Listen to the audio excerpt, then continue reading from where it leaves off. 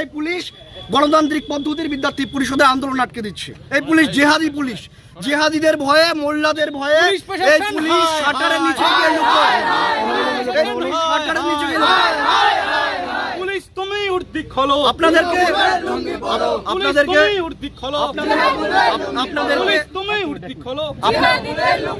আপনাদেরকে আমরা একেবারে ভালোভাবে আমরা একদম শৃঙ্খলা পরায়ণভাবে আমরা বলছি, আমরা গণতান্ত্রিক পদ্ধতিতে আন্দোলন করছি। আমাদের ডিএম এর কাছে আমাদের ডেপুটেশন দেওয়ার আছে। সারা রাজ্যে প্রায় 26,000 চাকরি বাতিল হয়েছে যোগ্য অযোগ্য মিলিয়ে। এর জন্য একমাত্র দায়ী মুখ্যমন্ত্রী। এই মুখ্যমন্ত্রীর যারা চটি চাটা ভাইরা যারা রয়েছে সারা রাজ্য জুড়ে, তারা মাল তুলে চাকরি দিয়েছে। আর এদের মাল তোলার জন্য যারা যোগ্য তারা আজকে রাস্তায় বসে আছে।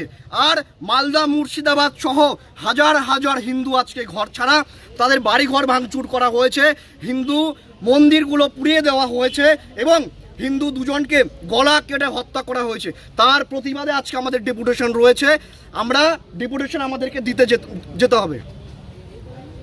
আমাদেরকে কেন আটকাচ্ছে?